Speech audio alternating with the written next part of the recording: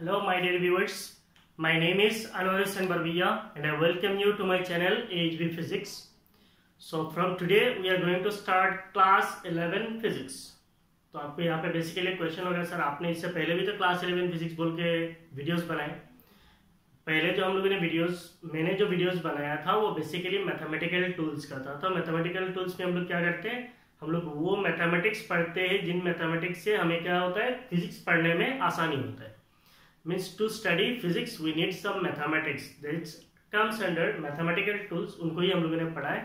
तो उसके लिए ऑलरेडी मैंने 9 वीडियोस डाला है। तो जो लोग मेरे चैनल पे अभी नए हो आप लोग जाके प्लेलिस्ट में जाके उन मैथमेटिकल टूल्स का वीडियोस को देख लेना। अभी 9 है, फिर आगे अगर समय मिलेगा तो मैं और वीडियोस उसमें ऐड करूंगा। ठीक है, जितना और एक्स्ट्रा चाहिए मैं उसमें ऐड करता जाऊंगा।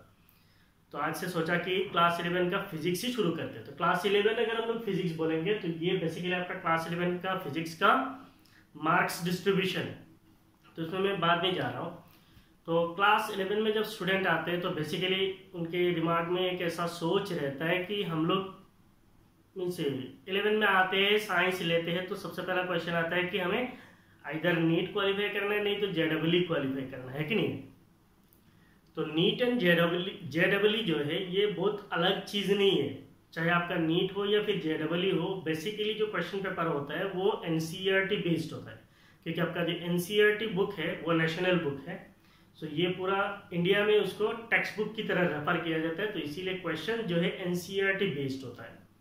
तो अगर हम लोग जेडब्ल्यू या फिर नीट की बात करें तो उसमें बेसिकली अप्लाइड फिजिक्स ज्यादा आता है, मीन्स जो एप्लीकेशन बेस्ड क्वेश्चन होता है उसमें ज्यादा आता है। और हम लोग अभी एट प्रेजेंट जो पढ़ेंगे वो बोर्ड बेस्ड है। तो इसका मतलब मेरा जो चैनल है उसमें अभी बोर्ड बेस्ड ही है, आपको बोर्ड के लिए पढ़ाया जाएगा।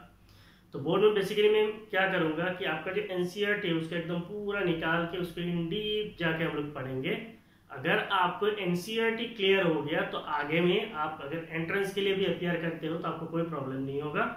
मेरा यहाँ पे जितना आपको वीडियोस मिलेगा, जितना आपको नोट्स मिलेगा, वो सारे नोट्स आप लिख लीजिए, अच्छी तरीके से पढ़ लीजिए, एनसीईआरटी को फॉलो कीजिए, उसके साथ और कोई रेफरेंस बुक लीजिए, अच्छी तरीके से क्वालिफाई में से पढ़िए, तो आपको कोई भी एंट्रेंस आप इजीली आसानी से क्वालिफाई कर सकते हैं।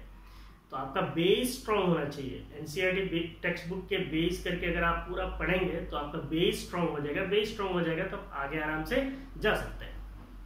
ठीक है, सो जो लोग मेरे चैनल पे नए हो प्लीज सब्सक्राइब माय चैनल, और जो ऑलरेडी सब्सक्राइब है please share with your friends, ताकि मेरा चैनल जो है ग्रो हो। अगर मेरा चैनल ग्रो होगा तो मुझे भी मोटिवेशन मिलेगा काम करने के लिए। तो बेसिकली यहाँ पे मोटिवेशन ही काम कर रहा है। मोटिवेशन मिलेगा तो मैं ज़्यादा से ज़्यादा काम करूँगा, आपके लिए ज़्यादा से ज़्यादा वीडियोस बनाऊंगा, आपको भी मज़ा आएगा, मुझे भी मज़ा आएगा। ठीक है, so stay tuned and start the class. तो यहाँ पे जो है आपका क्लास 11 फिजिक्स है। क्लास 11 का जो फिजिक्स है उसके अंदर बेसिकली आपका 15 चैप्टर्स आता है। कितना चैप्टर्स है? चैप्टर 1 से लेकर चैप्टर 15 तक है। So there are total 15 chapters. ये जो 15 चैप्टर्स है इसको एनसीईआरटी में 2 पार्ट में डिवाइडेड है। तो आपका चैप्टर 1 से लेके चैप्टर 8 तक जो है वो आपका पार्ट 1 फिजिक्स में मिलेगा, और चैप्टर 9 से लेके चैप्टर 15 तक जो है वो आपको पार्ट 2 फिजिक्स में मिलेगा। तो आपका एनसीईआरटी टेक्स्ट बुक जो है वो 2 पार्ट में है। एक है आपका पार्ट 1, दूसरा है आपका पार्ट 2। पार्ट 1 में कहाँ तक है? अप टू ग्रेविटेशन, और पार्ट 2 में क्या है? Up to mechanical properties of solid से स्टार्ट करके वेव्स तक है। ठीक है, और ये जो 15 चैप्टर्स है, इन 15 चैप्टर्स को 10 यूनिट्स में डिवाइड किया गया। सो यूनिट और चैप्टर्स अलग है। यूनिट कितना है? 10 है। चैप्टर कितना है? 15 है। तो यहाँ पे आपका क्लियरली दिखाई दे रहा है यूनिट 1 के अंदर 2 चैप्टर है, और यहाँ पे मैंने लिखा है मार्क्स। तो ये जो मार्क्स है ये basically Assam higher secondary educational council के लिए, Assam AHSEC, Assam higher secondary education council के लिए ये फिक्स्ड है। अगर कोई दूसरा बोर्ड है, सीबीएसई बोर्ड है, तो ये मार्क्स थोड़ा इधर उधर हो सकता है। ये 3 है वो 4 हो सकता है, ये टोटल तीनों मिला के 23 है तो ये 25 हो सकता है, 22 हो सकता है, ऐसे हो सकता है। तो ये स्ट्रिक्टली बेस्ड है असम हायर सेकेंडरी काउंसिल के लिए। हाँ, मार्क्स वही रहेगा, थोड़ा 1-2 मार्क इधर उधर होगा बाकी बोर्ड्स के लिए या फिर सीबीएसई के लिए। तो इससे आपको गाइडलाइंस मिल जाएगा कि आपका कौन सा यूनिट या फिर कौन सा चैप्टर कितना इंपॉर्टेंट है पढ़ने के लिए। ठीक है, तो यूनिट 1 जो है इसके अंदर 3 मार्क्स है। यूनिट 1 के अंदर 2 चैप्टर है, इन दोनों चैप्टर में 3 मार्क्स है। यूनिट 2 के अंदर 2 चैप्टर है, मिलाकर 10 मार्क्स है। यूनिट 3 के अंदर 1 चैप्टर है, 10 मार्क्स है।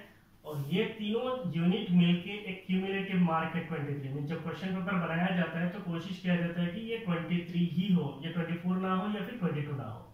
हाँ, इसमें से 9, इसमें से 11, इसमें से 3 दे सकते हैं, 1-2 मार्क इधर उधर होता है, लेकिन 23 मेंटेन किया जाता है। सिमिलरली ये आपका यूनिट 4 6 मार्क का है, 5 6 मार्क का है, यूनिट 6 जो है वो 5 मार्क का है, यूनिट 7 10 मार्क का है, यूनिट 8 5 मार्क का है, यूनिट 9 5 मार्क का है, यूनिट 10 जो है 10 मार्क का है। ठीक है, तो टोटल आपका थ्योरी कितना हो गया? 70 मार्क का आपका थ्योरी है। ठीक है, नाउ क्लास 11 फिजिक्स जो है उसमें हम लोग पढ़ेंगे क्या? तो अगर आप देखेंगे आपका यूनिट 1 जो है इसके अंदर 2 चैप्टर है, एक हो गया फिजिकल वर्ल्ड और दूसरा हो गया यूनिट्स एंड मेजरमेंट। दोनों मिला के मार्क कितना है? 3 मार्क्स है। और ये जो फिजिकल वर्ल्ड है, इस फिजिकल वर्ल्ड के अंदर से बेसिकली ज्यादा क्वेश्चन नहीं पूछा जाता है, मींस ये एग्जाम पॉइंट ऑफ व्यू ज्यादा इंपॉर्टेंट नहीं है। लेकिन ये आपका क्लास 11 का फिजिक्स थोड़ा अलग है। आप फिजिक्स को पढ़ने से पहले मैथमेटिकल टूल्स पढ़ते हो, फिर फिजिक्स पढ़ते हो, फिर फिजिकल वर्ल्ड में आते हो।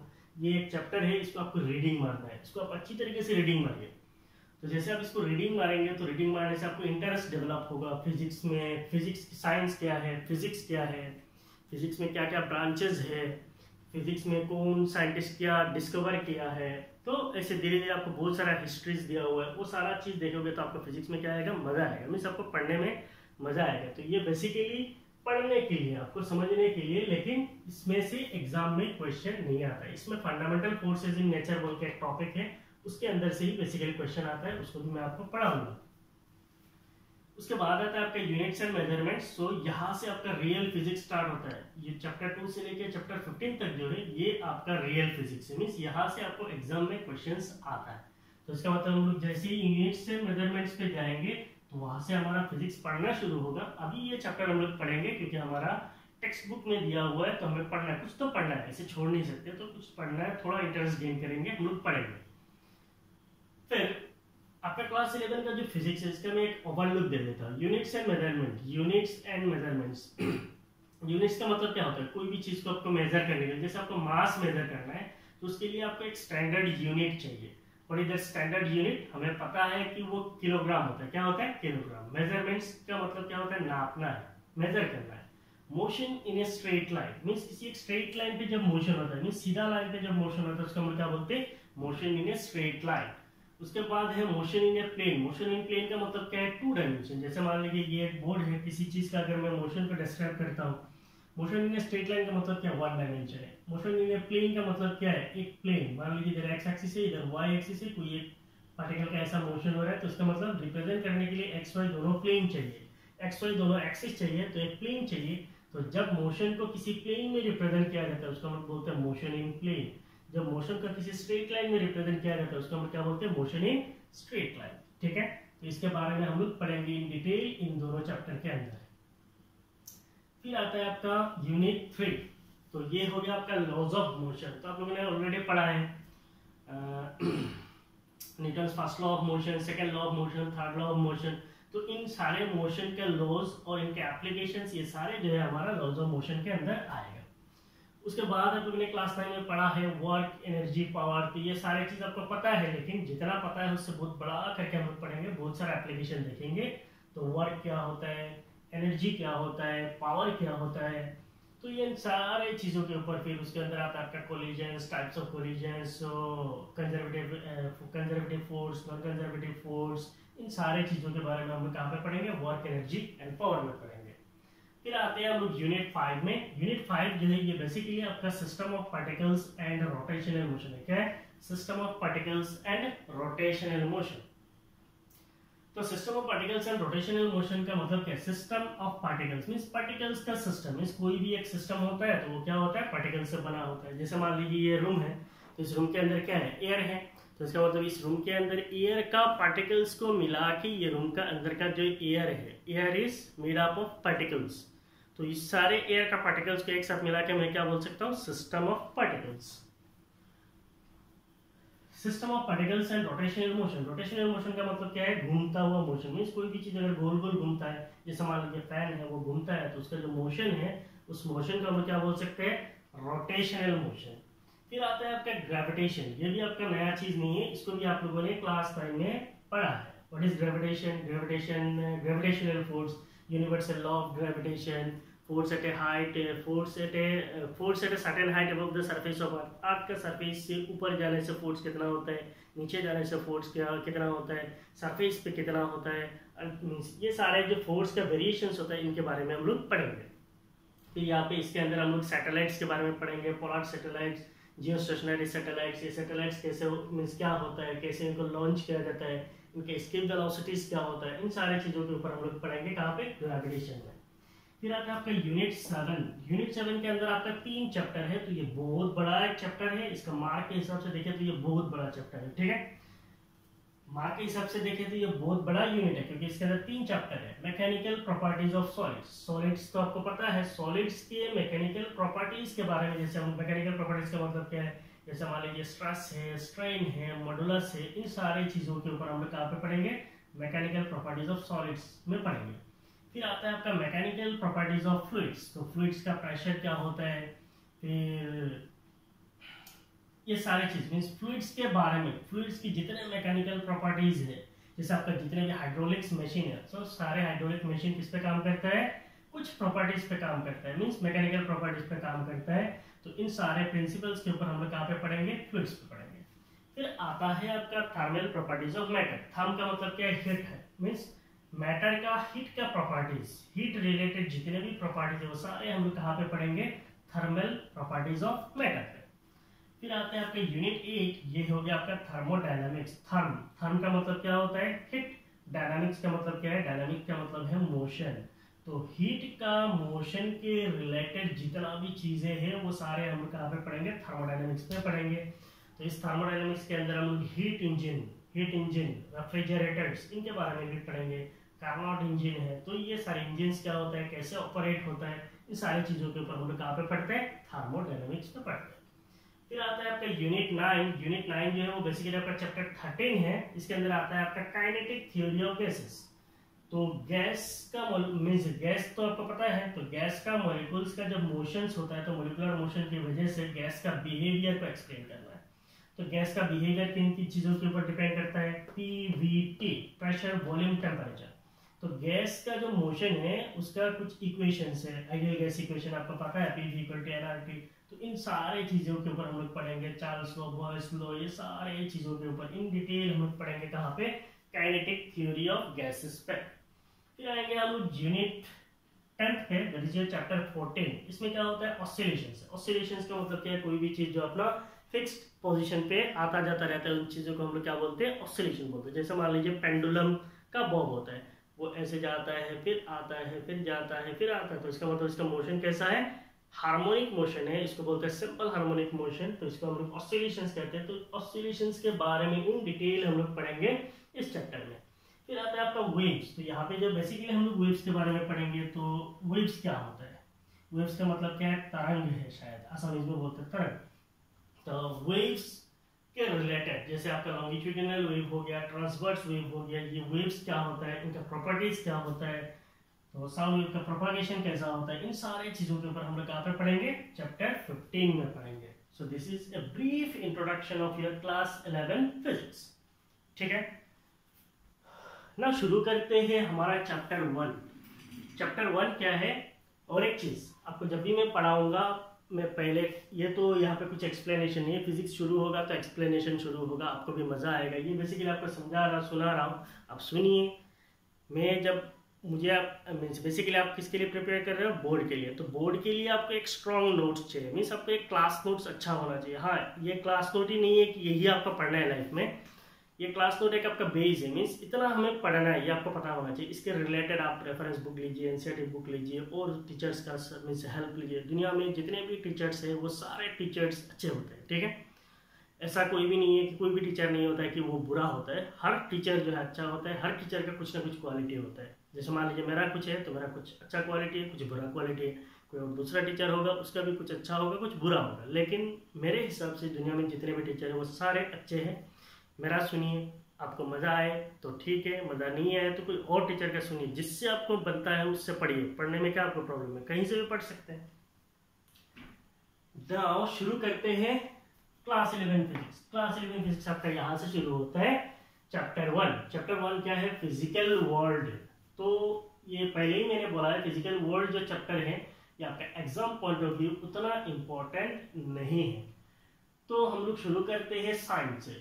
तो हम लोग बोले तो आप जितने भी लोग अभी साइंस में एडमिशन लिए हो तो आपको सबको पता है कि हमने साइंस में एडमिशन ले लिया है। अगर मैं आपको पूछूं तो आप साइंस क्यों पढ़ रहे हो, तो आपका बेसिकली जो जवाब होगा वो होगा इधर इंजीनियरिंग पे जाना है, नहीं तो मेडिकल पे जाना है। इन दोनों को छोड़ के ऐसा लगता है कि साइंस में और कुछ है ही नहीं है। ऐसा नहीं है, बहुत सारे स्कोप से बहुत सारे चीज़ें, बहुत कुछ आप कर सकते हैं। कभी अगर फिजिकल क्लास में मिलेंगे तो आपको कुछ मैं टिप्स दूंगा, कुछ बोलूंगा, जितना मुझे पता है उतना तो बोलूंगा, ठीक है। अगर हम बोलते हैं science, what is science? The word science originates from the Latin word scientia, SCIENTIA, scientia meaning to know.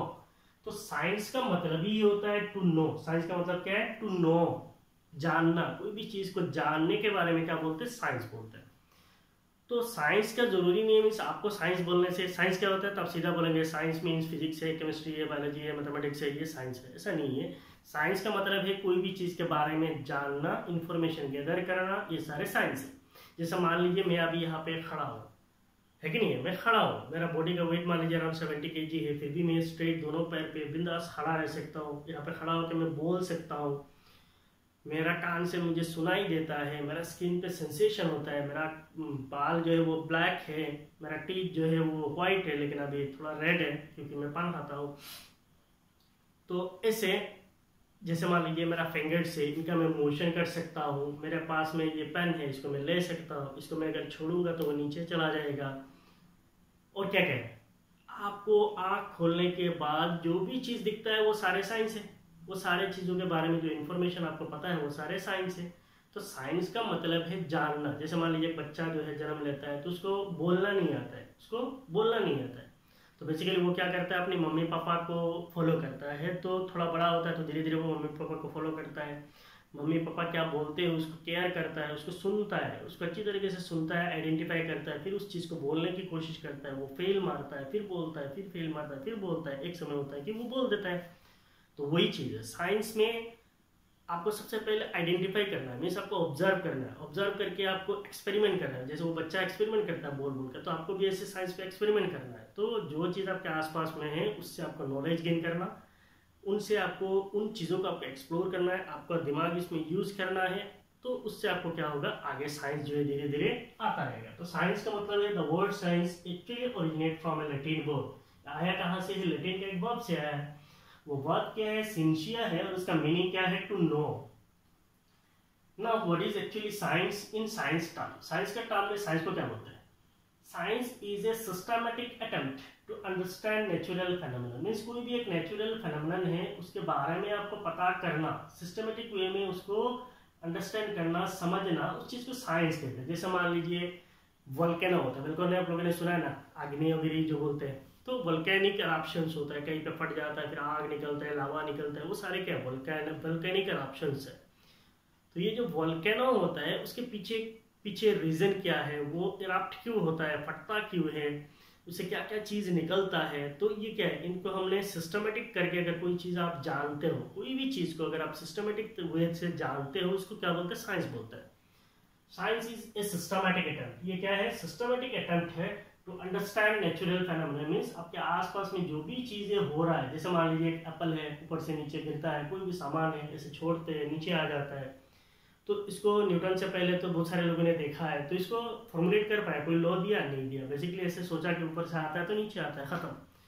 तो उन्होंने सोचा कि ये नीचे क्यों आता है, तो वहाँ पे कोई फोर्स होगा, क्या होगा, वो सारे चीजों के बारे में पढ़ा है। तो कोई भी चीज को सिस्टमेटिक वे में स्टडी करना in as much detail and depth as possible. तो इसको अच्छी तरीके से डिटेल में पढ़ना, डेप्थ में पढ़ना, डिटेल में स्टडी करना, डेप्थ में स्टडी करना, and use the knowledge so gain to predict. और वहां से आपको जो नॉलेज मिलता है उससे आपको क्या करना है? प्रेडिक्ट करना। मीन्स ऐसा हो सकता है, जैसे मान लीजिए आज के टाइम पे कहीं पे साइक्लोन आता है, तो पहले से ही आपको डाटा कलेक्ट करके बोला जाता है कि उस एरिया में साइक्लोन आने वाला है।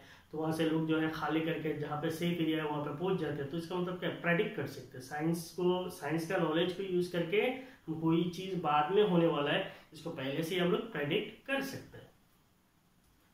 मॉडिफाई, कभी कभी हम लोग क्या कर सकते हैं, जरूरी नहीं है कि सारे चीज को मॉडिफाई कर ले। आप साइक्लोन आ रहा है इसको तो आप बंद नहीं कर सकते, लेकिन आप मॉडिफाई कर सकते हो, कुछ चीजों को आप मॉडिफाई कर सकते हो।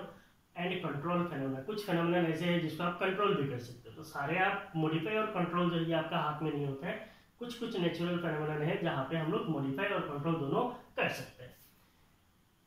फिर आता है आपका साइंस इज एक्सप्लोरिंग। एक्सप्लोरिंग का मतलब क्या है, निकालना, कोई भी चीज को एक्सप्लोर करना, ढूंढना, ढूंढ के निकालना, उस चीज को कहा जाता है exploring.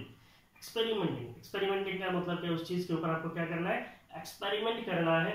And predicting from what we see around us, जैसे मान लीजिए ऑयल एंड नेचुरल गैस है, जैसे आपका जितने भी ऑयल से, पेट्रोलियम ऑयल से नेचुरल गैस है, तो इनको निकालने के लिए ओएनजीसी वाले क्या करते हैं, पहले एक सर्वे निकालते हैं, सर्वे निकाल के जगह जगह पे जाते हैं, जाके वहाँ पे क्या करते हैं, वहाँ पे जाके एक्सप्लोर करते हैं कहाँ पे ऑयल गैस हो सकता है, उसको एक्सप्लोर करते हैं, फिर उसके ऊपर एक्सपेरिमेंट करते हैं, वहाँ पे ब्लास्ट मारते हैं, एक्सपेरिमेंटिंग करते रहते हैं। फाइनली जब उनको लगता है कि वहाँ पे है, उसको प्रेडिक्ट करते हैं, मीन्स यहाँ पे कितना हो सकता है, प्रेडिक्ट करते हैं from what we see around us. तो कोई भी चीज आपके आसपास में, उस चीज को देख के एक्सप्लोर करके, फिर उसके ऊपर एक्सपेरिमेंट करके, फिर प्रेडिक्ट करके कोई चीज अगर हम सीखते हैं, उस चीज को हम क्या बोलते हैं, साइंस बोलते हैं। And finally one thing is science is ever dynamic.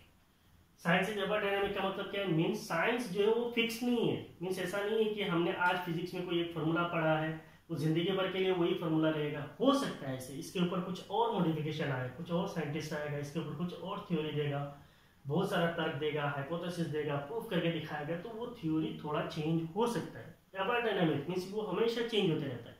जैसे मान लीजिए आपका केमिस्ट्री है, तो पीरियोडिक टेबल में कुछ एलिमेंट्स है, ये तो जरूरी नहीं है कि दुनिया में इतना ही एलिमेंट है, ऐसा हो सकता है कि कुछ और प्लैनेट्स में और कुछ एलिमेंट्स प्रेजेंट है, उनके बारे में तो हम लोगों ने अभी नहीं पढ़ा है। आर्ट के सर्विस में भी ऐसा हो सकता है, कुछ और एलिमेंट्स पढ़ा हुआ है जिनके बारे में अभी तक स्टडी नहीं हुआ है। तो इसका मतलब एवर डायनामिक है, ये हमेशा चेंज होता रहेगा, चेंज होता है और होता रहेगा। ठीक है, तो अभी मैं पीछे चला जाऊंगा, आप लोग इसको क्या करेंगे, कॉपी करेंगे। ये बेसिकली आपका मार्क्स डिस्ट्रीब्यूशन है और वहां से आपका फिजिकल वर्ल्ड का क्लास शुरू हुआ है। आप इसको कॉपी करिए, सुंदर तरीके से नोट्स बनाइए, क्योंकि बोर्ड के स्टूडेंट्स को एक स्टैंडर्ड और अच्छा क्लास नोट्स की बहुत जरूरत होता है। ठीक है, आप लोग पोज मारिए, लिख लीजिए।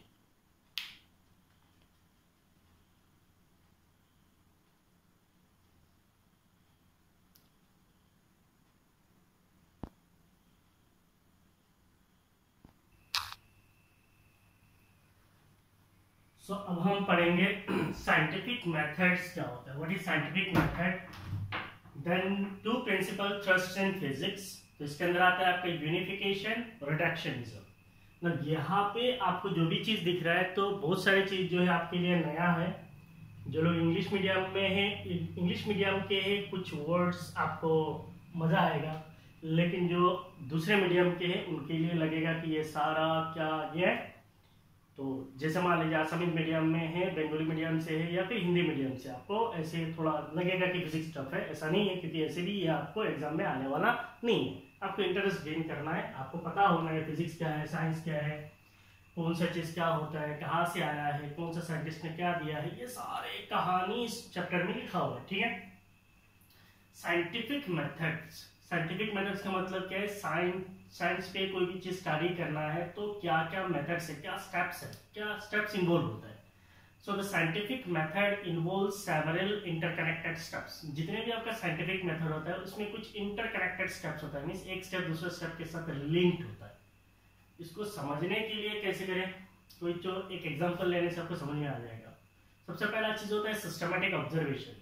तो कहाँ पे लिखूं, आप लोगों को पता है, आप लोगों ने सुना होगा यूरेनियम, सुना है कि नहीं सुना है, यूरेनियम, इसका यू से डिनोट किया जाता है, एटॉमिक नंबर 92, मास नंबर 234 भी होता है, एक आइसोटोप 238 भी होता है। से यूरेनियम 92 238, ये जो यूरेनियम है ये बेसिकली क्या है, रेडियो एक्टिव है। क्या है, रेडियो एक्टिव है। So uranium is basically radioactive. तो ये चीज जो है, रेडियो एक्टिव का मतलब क्या है, मीन्स यूरेनियम जो है अपने अंदर से स्पॉन्टेनियसली रेडिएशंस को एमिट करता है। यूरेनियम जो है अपने अंदर से रेडिएशंस को ऑटोमेटिक निकालता है। तो इस चीज को किसी साइंटिस्ट ने, किसी इंसान ने इसको ऑब्जर्व किया है, तो इस चीज को कहा जाता है सिस्टमैटिक ऑब्जर्वेशंस। ऐसा नहीं है इधर देखा उधर देखा, वो चीज देखा ये चीज देखा, सारा देख लिया, कुछ भी पता नहीं चला, वैसा नहीं है। सिस्टमेटिकली कोई भी चीज को आपको ऑब्जर्व करना है। मीन्स यूरेनियम है वो रेडिएटिव है, उसके अंदर से स्पॉन्टेनियस रेडिएशंस निकलता है, वो अपने अंदर से एनर्जी को रिलीज करते रहता है। इसको ऑब्जर्व किया, that comes under systematic observation. ये एक एग्जांपल लेके आपको समझा रहा हूँ। कंट्रोल्ड एक्सपेरिमेंट्स, तो आज के दिन में आपको पता है जैसे एटम बम है, न्यूक्लियर बम है, हाइड्रोजन बम है, वो सारे क्या है, वो सारे ये न्यूक्लियस को बांड करके किया जाता है। इधर न्यूक्लियर फिशन कराया जाता है या फिर न्यूक्लियर फ्यूजन कराया जाता है। इसके ऊपर आप ये दोनों वर्ड में कंफ्यूज नहीं होना, ये आपको क्लास 12 में मिल जाएगा, न्यूक्लियर के अंदर आप पढ़ेंगे। अभी खाली सुनिए, कंट्रोल्ड एक्सपेरिमेंट्स किया जाता है। तो इसका मतलब यूरेनियम को लिया गया, उसको फिर देखा गया कि इसके अंदर से एनर्जी रिलीज होता है, तो कितना यूरेनियम लेने से कितना एनर्जी रिलीज होता है, इसके ऊपर एक्सपेरिमेंट किया गया है। वो एक्सपेरिमेंट ऐसा नहीं करना है कि आपको पूरा लेबोरेटरी उड़ा देना है या फिर कोई एरिया को ही जला देना है, ऐसा नहीं करना है। उसके कंट्रोल्ड वे में एक्सपेरिमेंट करना है, इसको कहा जाता है कंट्रोल्ड एक्सपेरिमेंट। नेक्स्ट आता है qualitative and quantitative reasoning. Qualitative का मतलब क्या है, क्वालिटी, क्वांटिटेटिव का मतलब क्या है, क्वांटिटी। तो क्वालिटेटिव होना चाहिए, मीन्स अच्छी तरीके से प्रॉपर वे से इसको क्या करना चाहिए, एक्सपेरिमेंट करना चाहिए। क्वांटिटेटिव का मतलब क्या है, क्वांटिटेटिव मीन्स मान लीजिए 1 ग्राम यूरेनियम बांड होने से कितना एनर्जी निकलता है, मीन्स कितना क्वांटिटी ऑफ एनर्जी निकलता है, एनर्जी कितना निकलता है, दैट कम्स अंडर क्वांटिटी।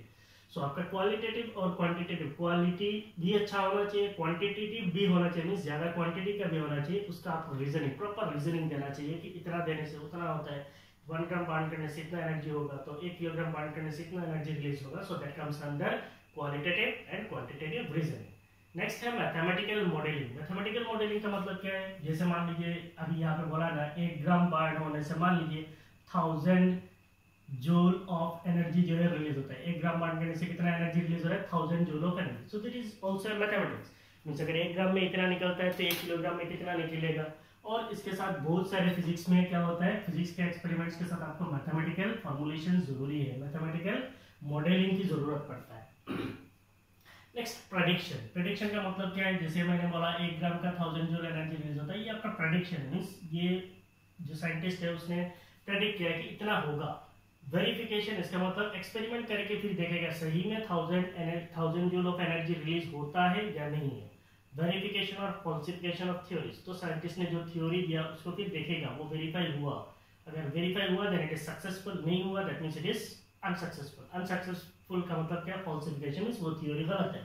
तो ऐसे बहुत सारे थ्योरीज होता है, उनको पहले सिस्टमेटिकली ऑब्जर्व किया जाता है, फिर कंट्रोल्ड वे में एक्सपेरिमेंट किया जाता है, फिर क्वालिटेटिव क्वांटिटेटिव रीजनिंग दिया जाता है, उनके ऊपर मैथमेटिकल मॉडलिंग किया जाता है, प्रेडिक्ट किया जाता है, वेरीफाई किया जाता है। अगर नहीं हुआ, फेल हुआ, दैट मींस वो फॉल्स है, ठीक है। तो उसके बाद शुरू होता है आपका फिजिक्स, क्योंकि ये तो आपका जान है, यही आप पढ़ने वाले हो, what is physics. So physics actually came from a Greek word. Physics कहाँ से आया, एक ग्रीक वर्ड से आया, that Greek word is physis. Physics came from a Greek word and that Greek word is physis. Physics जो है Greek एक word से आया, वो है physis and that meaning is nature. तो फिजिक्स ग्रीक वर्ड से आया है, उस वर्ड का वर्ड जो है वो है फ्यूसिस, और फ्यूसिस का मीनिंग क्या है, नेचर है। फिजिक्स का अर्थ क्या है, नेचर है। नेचर का अर्थ क्या है आपको पता है, प्रकृति है। तो नेचर, नेचुरल फेनोमेनन, नेचर के बारे में पढ़ना है। जैसे नेचर के बारे में का मतलब क्या है, अर्थ ऐसा क्यों है, अर्थ ऐसा क्यों है, अर्थ गोल क्यों है, अर्थ चपटा क्यों है, अर्थ घूमता क्यों है, सन के चारों तरफ वो चक्कर लगाता है, क्यों चक्कर लगाता है, अर्थ अपना एक्सिस, खुद के एक्सिस पे भी घूमता है, क्यों घूमता है, मून जो है चक्कर क्यों लगाता है। तो नेचर के बारे में स्टडी करना, नेचुरल फेनोमेनन्स के बारे में स्टडी करना, उनको आगे और थ्योरी देना, अच्छी तरीके से उसको ग्रो कराना, ये सारे चीज आपका किसके अंदर आता है, फिजिक्स के अंदर आता है। नेक्स्ट आता है 2 प्रिंसिपल थ्रस्ट्स इन फिजिक्स। तो फिजिक्स के अंदर जो है आपको 2 प्रिंसिपल जो है हम बोल सकते हैं, जो मेन चीज है, 2 मेन चीज है। सबसे पहला चीज होता है यूनिफिकेशन। यूनिफिकेशन का मतलब क्या है, to understand diverse physical phenomenon, means physical जो फेनोमेनन है, फिजिक्स में जितने भी फेनोमेनन्स होते हैं, जैसे मान लीजिए अर्थ का ग्रेविटेशनल फील्ड है, तो अर्थ का ग्रेविटेशनल फील्ड एक सर्टेन हाइट तक होता है, वहां से अगर आप कोई भी चीज छोड़ो, वो आता कहाँ है, it comes towards the centre of earth. तो वो धीरे धीरे अर्थ की ग्रेविटी की वजह से किधर चला जाता है, अर्थ का सेंटर की तरफ अट्रैक्ट करता है। So to understand diverse physical phenomenon, ऐसे कोई भी फिजिकल फेनोमेनन है पूरा दुनिया में फैला हुआ, वो सारे फेनोमेनन को समझने के लिए in terms of few concept, एक छोटा सा कंसेप्ट है, जैसे F = ma, force is equal to mass multiplied by acceleration, एक सिंपल फॉर्मूला है, उससे आप बोल सकते हो कोई भी चीज नीचे आता है। फ्यू कॉन्सेप्ट्स एंड लॉज, तो छोटा छोटा कॉन्सेप्ट्स और छोटा छोटा लॉज को यूज करके हम लोग जब कोई भी चीज को स्टडी करते हैं, पूरा डाइवर्स फेनोमेनन को स्टडी करते हैं, उन चीजों को कहा जाता है unification. The efforts is to see the physical world as manifestation of some universal laws. The effort is to see means हमें ऐसा देखना है the physical world as manifestation of some universal laws. तो ये जो पूरा फिजिकल वर्ल्ड है वो कुछ फिजिकल लॉज पे डिफाइन किया गया है in different domains and conditions. अलग अलग डोमेन मीन्स अलग अलग जगह पे, जैसे ग्रेविटेशन, इलेक्ट्रिसिटी, मैग्नेटिज्म, ये सारे अलग अलग डोमेन्स है एंड कंडीशन मीन्स अलग अलग कंडीशंस पे इज कॉल्ड यूनिफिकेशन। तो आपको दो एग्जांपल मैंने दिया है, जैसे ये एक एग्जांपल है progresses in unification of different forces. So अलग अलग फोर्सेस को यूनिफाई किया गया है डोमेन्स इन नेचर। सबसे पहले जो है आइजैक न्यूटन है। ऐसे दो एग्जांपल मैंने लिया है, एनसीईआरटी में आप खोलिए आपको बहुत सारे एप्लीकेशंस मिलेगा। ऐसे और बहुत सारे एप्लीकेशन है, अपार्ट फ्रॉम एनसीईआरटी भी और सारे एप्लीकेशन हो सकता है। तो यहाँ पे हम लोगों ने लिया आइजैक न्यूटन का। आइजैक न्यूटन आप सबको पता है, न्यूटन बोलते हो, so this is Isaac Newton. Isaac Newton ने क्या किया? Unified celestial and terrestrial mechanics. Celestial का मतलब, टेरेस्ट्रियल का मतलब क्या है? अर्थ के सरफेस के जितने भी मैकेनिक्स है, जितने भी मोशन है, मोशन के रिलेटेड है। सेलेस्टियल, सेलेस्टियल का मतलब क्या है? जो हेवनली मीन्स अर्थ से बहुत दूर है, जैसे आपका कोई प्लैनेट हो गया, मून हो गया, तो ये सारे सेलेस्टियल ऑब्जेक्ट्स है। टेरेस्ट्रियल मीन्स सरफेस के ऊपर है। शॉर्ट दैट मीन्स सेलेस्टियल और टेरेस्ट्रियल मैकेनिक्स दोनों को क्या करे, क्या यूनिफाई कर दे, मीन जोड़ दे। यूनिफाइड का मतलब क्या है? जोड़ना। Show that the same laws of motion and the law of gravitation apply to both the domains. तो उन्होंने दिखाया कि laws of motion जैसे Newton first law of motion, second law of motion, third law of motion and law of gravitation, that is आपने जो पढ़ा है universal law of gravitation F equal to capital G m1 m2 r square. तो ये Newton's के जो laws है वो सेलेस्टियल ऑब्जेक्ट्स के लिए, सेलेस्टियल मैकेनिक्स के लिए भी यूज होता है और टेरेस्ट्रियल मैकेनिक्स के लिए भी यूज होता है। तो सिंपल लॉज है लेकिन हर जगह पे एप्लीकेबल है। इस चीज को कहा जाता है यूनिफिकेशन। जैसे आपका जेम्स क्लर्क मैक्सवेल है, सो ये और एक साइंटिस्ट है, इनके बारे में आपने सुना होगा या फिर नहीं सुना, आई डोंट नो। तो उन्होंने क्या किया? उन्होंने unified electricity, magnetism and optics. तो इलेक्ट्रिसिटी, मैग्नेटिज्म, ऑप्टिक्स ये क्लास 12 में अच्छी तरीके से पढ़ने वाले हैं, क्लास 10 में भी आपने पढ़ के आया है। तो इलेक्ट्रिसिटी को, मैग्नेटिज्म को और ऑप्टिक्स को, तीनों ब्रांचेस, तीनों फिजिक्स का अलग अलग ब्रांचेस है, इनको एक साथ जोड़ दिया। जोड़ के short that light is an electromagnetic wave. उन्होंने दिखाया जो लाइट है, व्हाट इज लाइट? लाइट जो अभी मैं यहाँ पे पढ़ा रहा हूँ, तो यहाँ पे सामने लाइट है जिसकी वजह से आपको दिख रहा है मुझे। अगर मैं लाइट स्विच ऑफ कर दूंगा तो आपको दिखेगा? नहीं दिखेगा। तो उन्होंने दिखाया कि लाइट जो है वो एक इलेक्ट्रोमैग्नेटिक वेव है। मीन्स इलेक्ट्रो का मतलब क्या है? इसके इलेक्ट्रोमैग्नेटिक वेव का मतलब क्या होता है? जो वेव के अंदर इलेक्ट्रिक फील्ड होता है, मैग्नेटिक फील्ड होता है, दोनों एक दूसरे के साथ परपेंडिकुलर होता है, वो अच्छी तरीके से इलेक्ट्रोमैग्नेटिक वेव आपका एक चैप्टर क्लास 12 में है, वहां पे जाके पढ़ेंगे।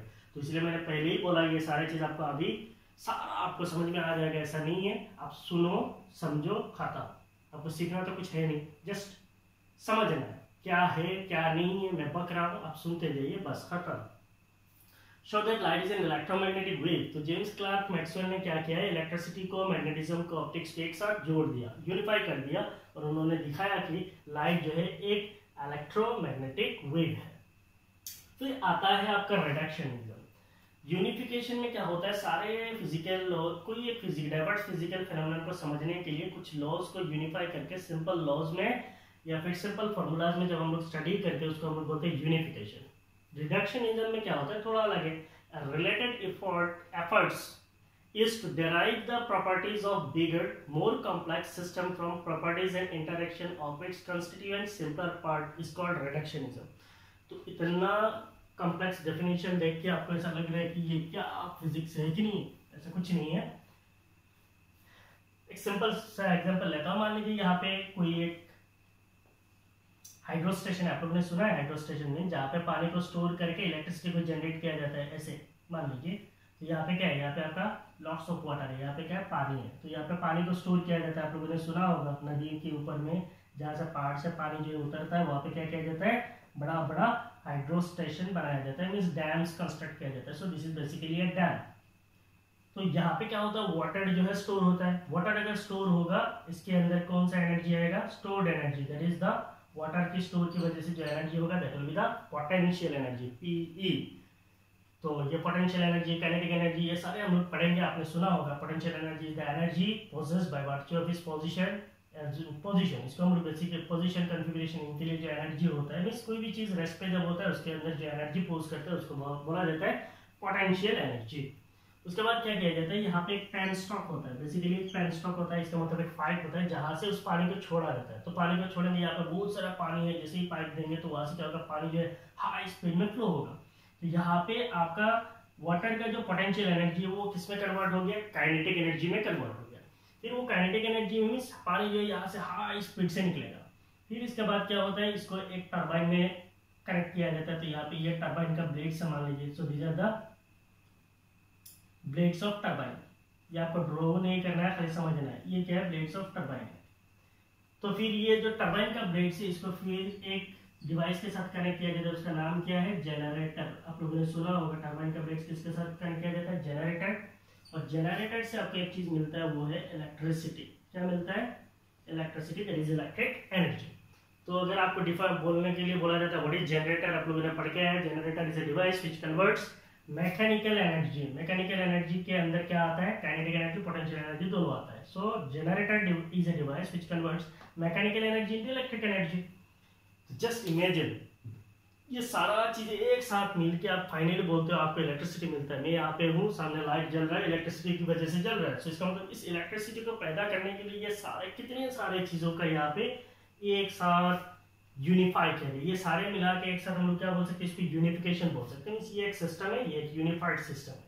अब इनको अलग अलग करके पढ़ेंगे। यहाँ पे इलेक्ट्रिसिटी पैदा होगा, जैसे मान लीजिए यहाँ पे इलेक्ट्रिसिटी कितना पैदा होगा, 11 kV।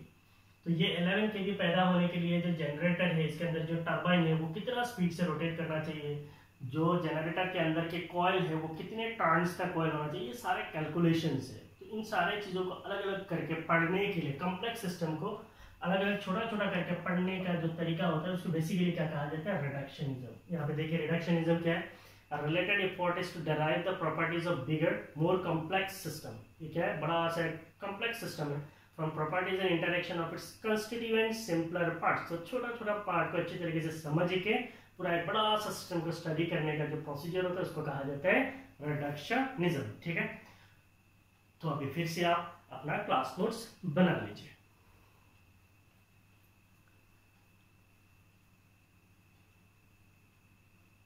मैं पीछे आ गया हूँ, पोज मारिए, लिख लीजिए,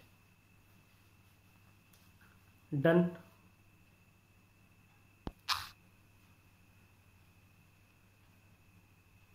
So now we'll study about the scope and excitement in physics। Means हम जो physics पढ़ते हैं, whatever the physics we study, this physics are basically classified into two broad domains। Means दो अलग अलग domains पे study किया जाता है।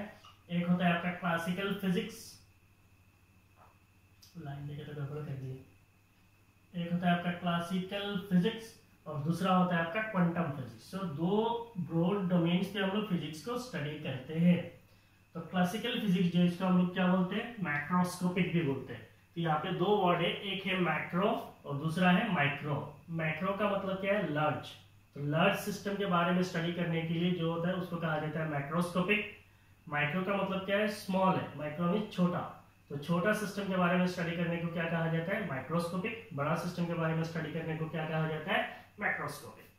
Now see what is microscopic। Microscopic domain includes phenomena at the laboratories। Means हम जो भी चीज लेबोरेटरी में स्टडी कर सकते हैं, मींस लेबोरेटरी में एक्सपेरिमेंट वगैरह कर सकते हैं, तो कंट्रोल्ड वे में कर सकते हैं लेबोरेटरीज के अंदर। ये सारे किसके अंदर आता है, माइक्रोस्कोपिक के अंदर।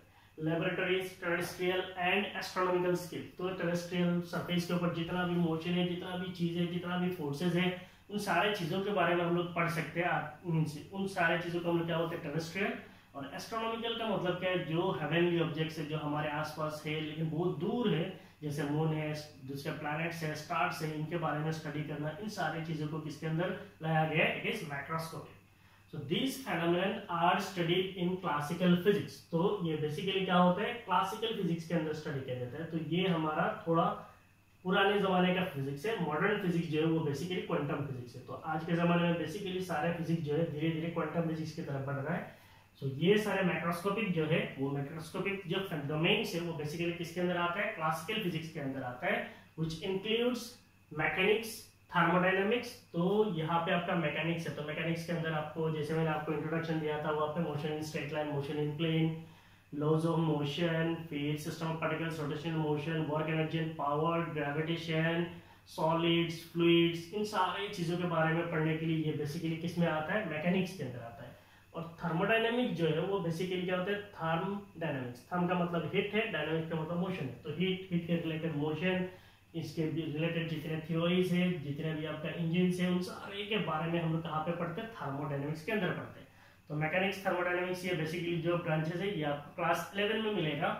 And optics and electrodynamics, optics means opto, optics came from A Latin word, वो वर्ड जो है ऑप्टो है, ऑप्टो का मीनिंग लाइट है। तो लाइट और लाइट के रिलेटेड जितने भी फेनोमेनन है वो सारे ऑप्टिक्स के अंदर है। तो ऑप्टिक्स आप पढ़ेंगे क्लास 12 में। इलेक्ट्रोडायनेमिक्स, तो यहाँ पे क्या है, इलेक्ट्रोडायनेमिक्स मींस यहाँ पे हम लोग बोल सकते हैं चार्ज का मोशन। तो चार्ज का मोशन, चार्ज जब रेस्ट पे होता है तो उसको बोलते हैं हम लोग इलेक्ट्रोस्टैटिक्स। चार्ज जब रेस्ट पे होता है उसके जो जितने भी फेनोमेनन्स होते हैं वो सारे कहा जाता है इलेक्ट्रोस्टैटिक्स। चार्ज जब मोशन पे आता है उसको हम लोग बोलते हैं इलेक्ट्रिक करंट।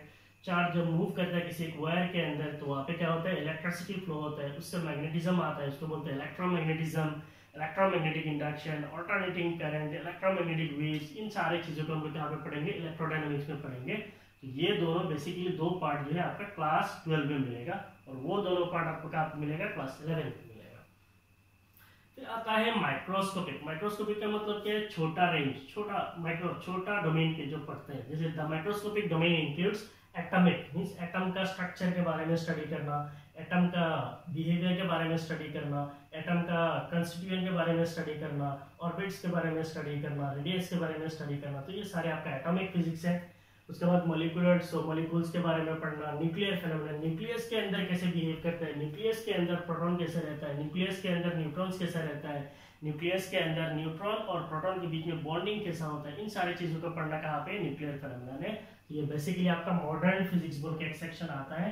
तो मॉडर्न फिजिक्स के अंदर आपको dual nature of matter, radiation मिलता है। फिर आपको मिलेगा एटम्स, न्यूक्लियाई, फिर आपको इन सारे चीजों को आपको मिल जाएगा। ये सारे आपको क्लास 12 में मिलेंगे। This phenomenon are governed by quantum physics. तो ये सारे चीज किसके अंदर आता है, ये क्वांटम फिजिक्स के अंदर आता है। तो ये सारे फिजिक्स किसके अंदर आता है, क्लासिकल फिजिक्स के अंदर आता है। तो सिंपली आपके दिमाग में आ जाना है कि फिजिक्स जो है दो ब्रॉड डोमेन्स पे स्टडी किया जाता है। एक होता है क्लासिकल फिजिक्स, दूसरा होता है क्वांटम फिजिक्स। क्लासिकल फिजिक्स में जहाँ पे बड़ा बड़ा सिस्टम को कंसीडर करके पढ़ा जाता है उसको कहा जाता है क्लासिकल फिजिक्स।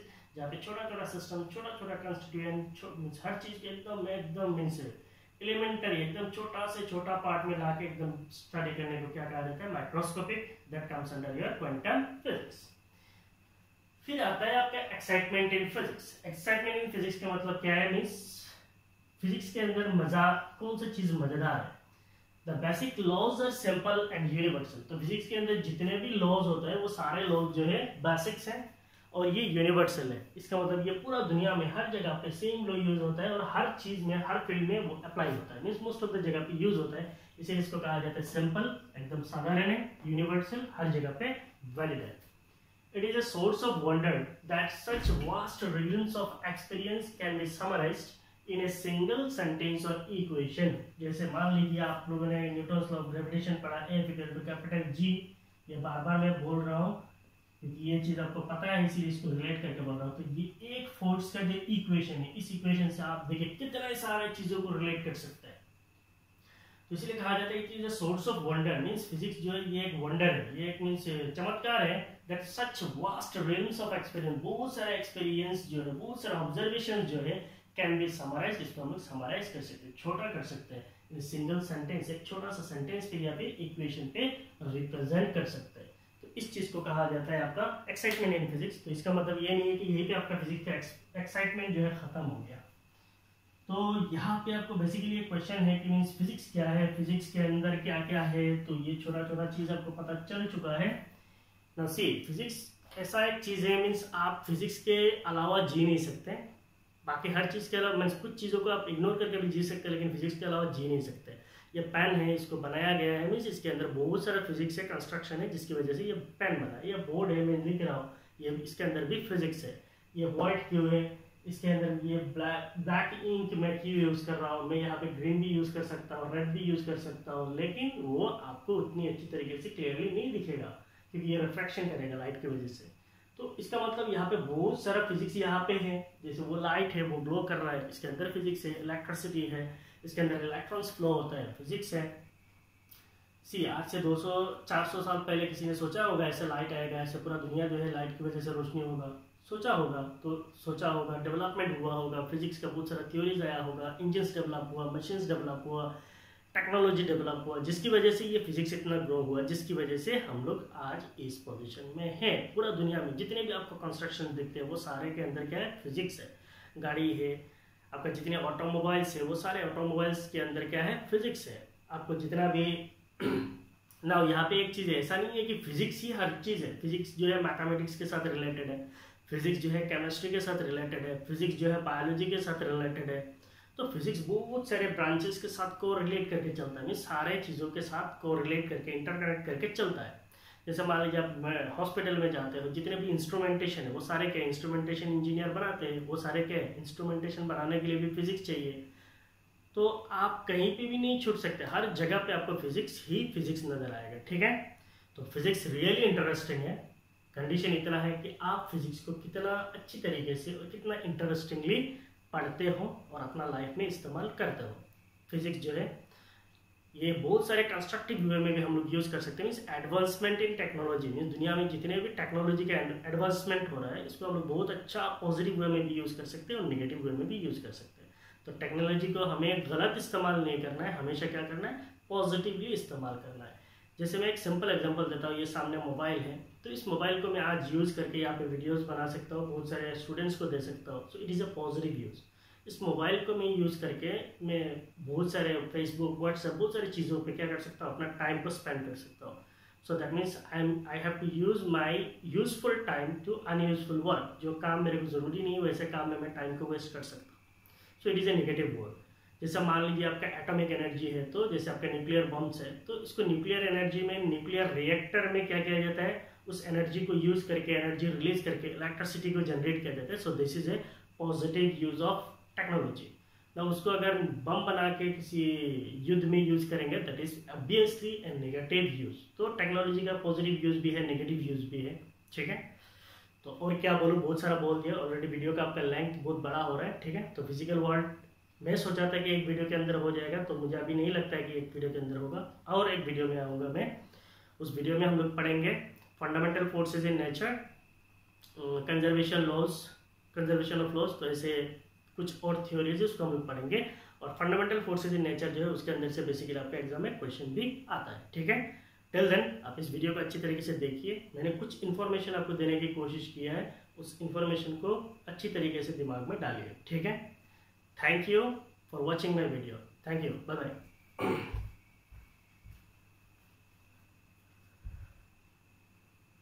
पोज मार के लिख लीजिए।